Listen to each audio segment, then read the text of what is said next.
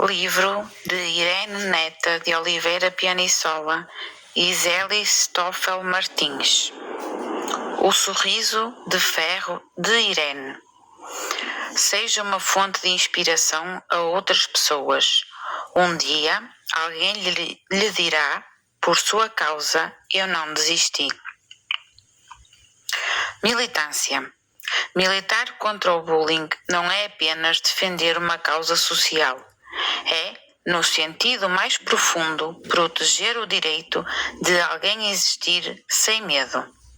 É importante lutar porque, para muitos, a escola ou o ambiente de trabalho deixaram de ser lugares de aprendizado e crescimento para se tornarem campos de batalha silenciosos.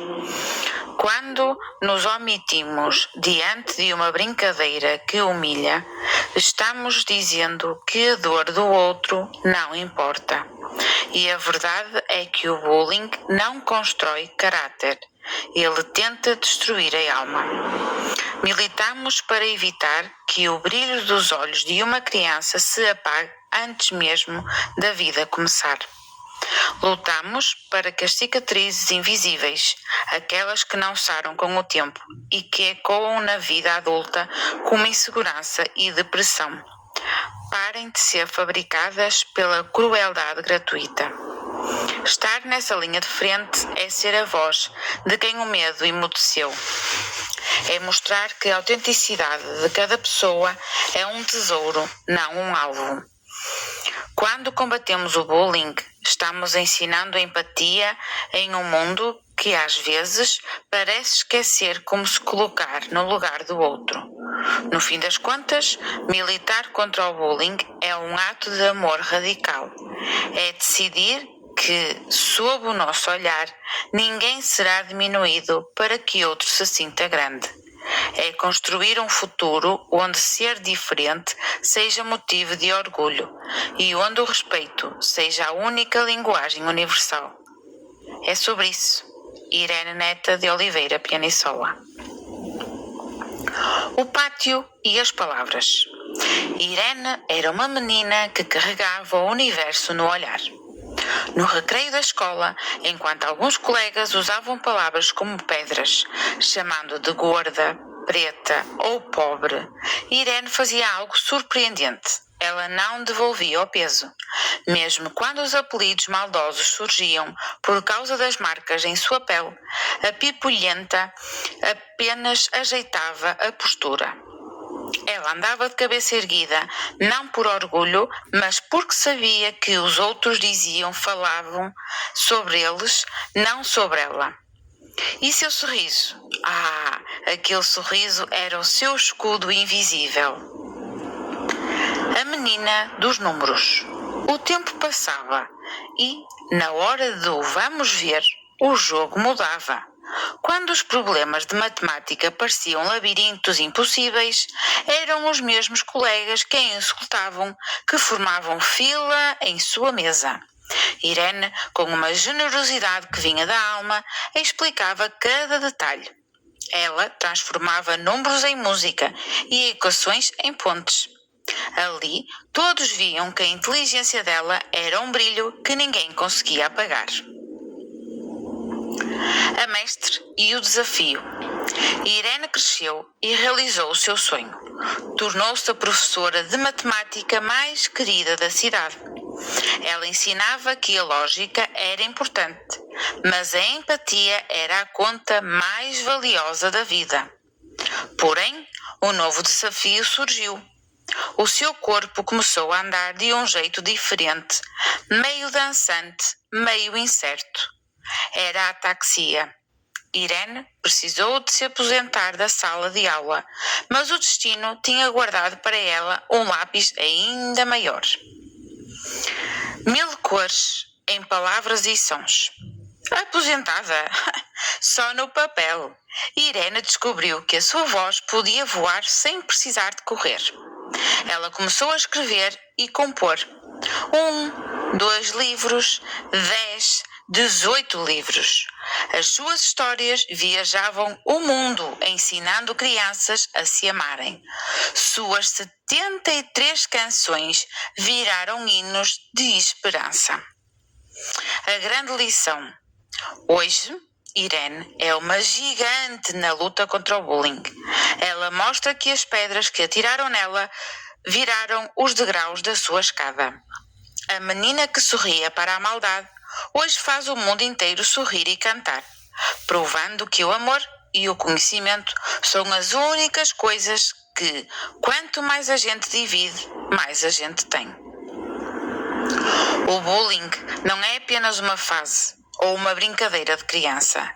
É um veneno silencioso que escorre para dentro da alma, transformando o espelho em um inimigo e o silêncio em um grito constante. Para quem sofre, o dano começa na perda do brilho.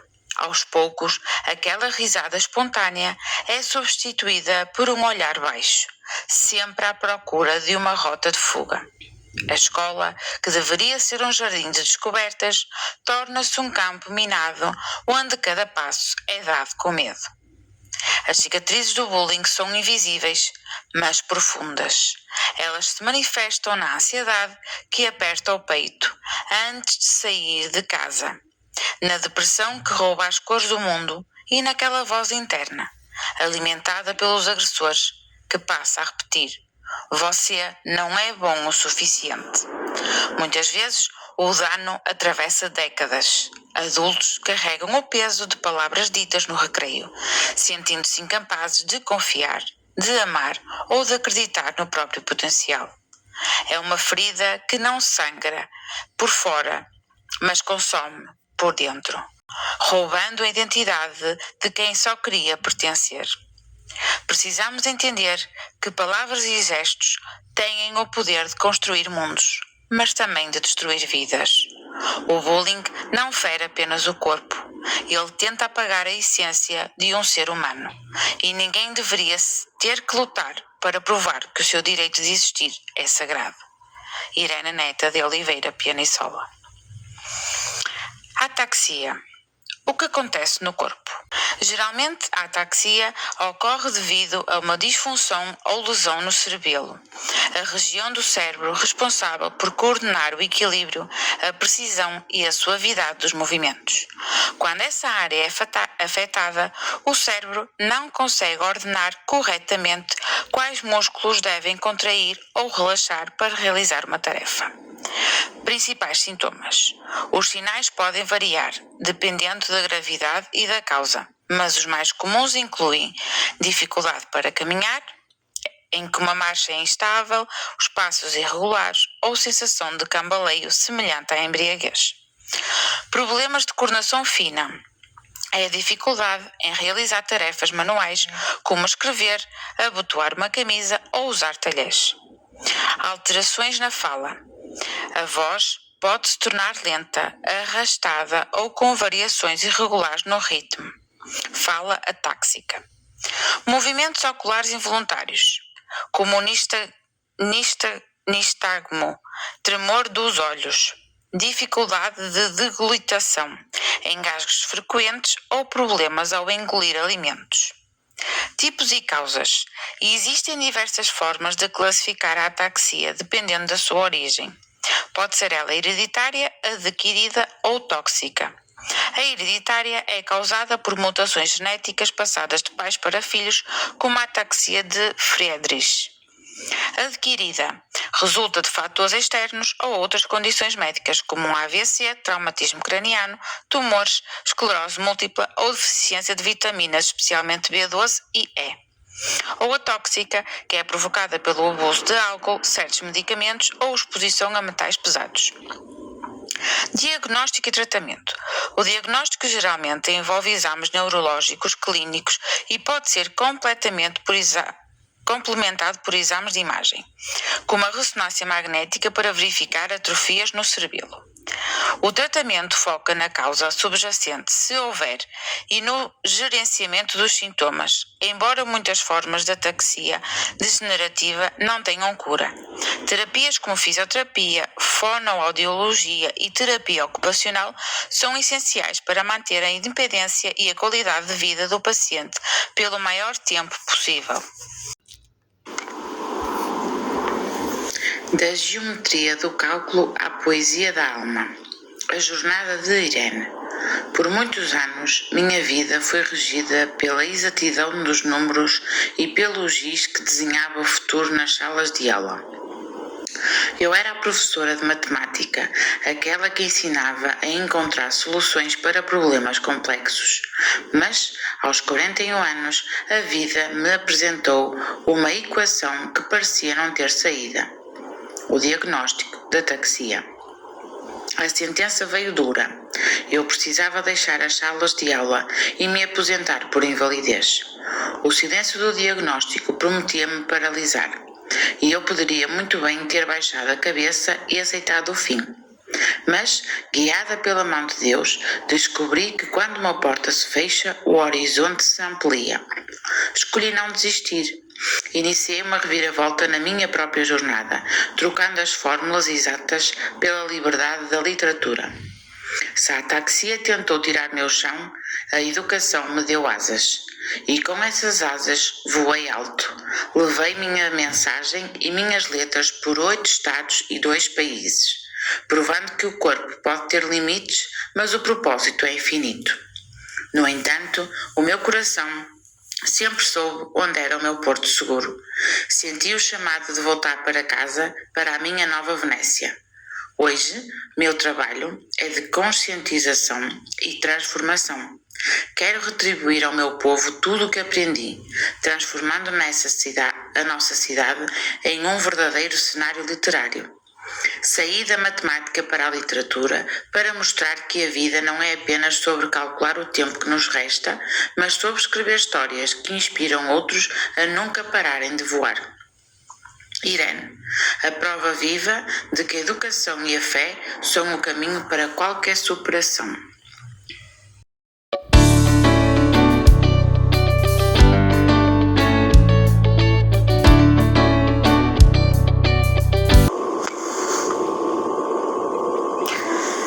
Abro o meu coração, deixo o Espírito Santo entrar e peço que me fortaleça para que eu vença todas essas tribulações. Que o amor de Deus alcance a nossa família. Jesus, Maria e José, a nossa família você é. Nossa Senhora, cubra com teu manto sagrado toda a nossa família. Mãe, peça ao Pai que nos encha de amor. Amém. Quem é Pedro Otávio Matos Pianissola? Pedro Otávio é muito mais do que o meu neto. Ele é a tradução viva de tudo o que acredito. Quando vejo esse pequeno com toda a sua pureza desfilando com alegria pela nossa obra, que é o mundo que estamos construindo para ele, entendo o verdadeiro sentido da minha jornada. Ele é a razão pela qual eu, Irene, busco deixar a minha marca no mundo. Cada passo que dou e cada semente que planto tem um destino certo. Garantir que o caminho dele seja cheio de luz e oportunidades. Pedro é o meu legado mais precioso e continuidade do meu amor e a prova de que a nossa história segue viva através dos seus olhos. Vovó Irene. Quem é Lubento? Bento, o guardião da empatia. Criado pelas mãos Moisés Chaucé e pelo coração de Irene, Lubento não é um herói comum. Ele nasceu de um propósito nobre, ser o escudo e a voz de cada estudante contra o bullying. Com a sua armadura feita de respeito e a sua capa tecida com compreensão, Lubento vigia os corredores e as salas de aula.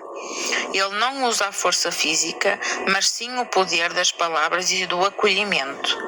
A sua missão é clara: garantir que a escola seja um lugar seguro, onde a única coisa que se espalha é a amizade. Ao lado de Lubento, nenhum aluno caminha sozinho. Ele é o super-herói da educação, transformando o medo em coragem e as diferenças em união.